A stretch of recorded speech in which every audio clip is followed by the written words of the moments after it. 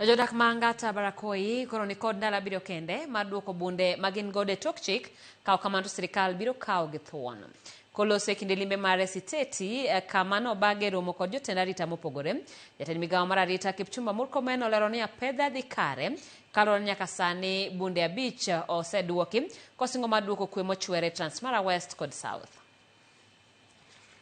Ndalo tok sirikal goyo marufuku wuoth motieno e alwora mar Transmara kendo chiko jodak makono mondo duok bunde magin gode tok chik. Jatend migawo mar arita Kipchumba Murkomen nolimo gweng'no kendo romo kod apisas mag arita e temo neno ni arita oridi e gwengego. Murkomen olano ni marufuku mar wuoth manyocha go moko kuom gwengego biro landore nyaka e gwenge mamoko kolero ni sirikal biro timo duto manyalore maneno ni kwe mochwere oduogo Transmara. We announced a curfew and I officially gazetted a 30-day curfew, dusk to dawn, to make sure that we stop the movement of these criminals who are attacking people around this area, particularly in the general area of Transmara, Kilgoris constituency. And we are going to now expand that to other areas as the operations progress. Nyaka sani bunde maromo 5 oseduoki ka okenge oseketi mana ni bunde modong bende ogol e lwet jopiny ka jopiny jiwo mondo chiwre duoko bundego. 1 G3 gun, 2 3 AK-47, 1 G3, 3 AK-47 and 1 homemade gun have been surrendered, and I have seen with about how many rounds of ammunition? I think 14. Yes, 14 rounds of ammunition for G3 have also been surrendered. So that progress has begun. 5 is just but basic number.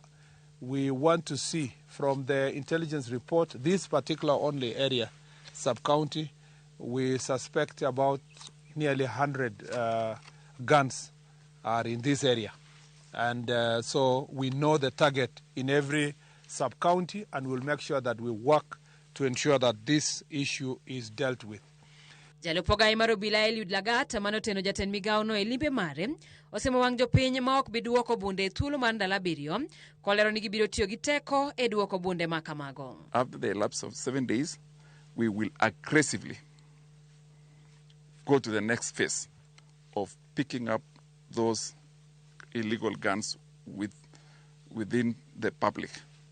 So as Waziri has said, we want to tell the public and to tell those people who have the guns illegally, this is their best time to do so. 30th, come fast, we will do an operation that they will not like it, but at the end of the day, this particular area will be peaceful once and for all. Murkomen bende simo wang jotelo manyalo bedo ni siayo lweny makamago konyiso jopiny mondo bed motang' gi jotelo. I'm aware that this is now a politically charged season, and as we progress towards elections, the season continues to be politically charged. There are some politicians who, for lack of better policy and plans, they want to incite civilians to fight, either directly or using social media or using vernacular radio stations or other radio stations. I must say that we are going to go for all the inciters. They will be arrested. Some have already been arrested. E kinde mang'eny oganda ithorone kachako chenro mag nyasi mar skuku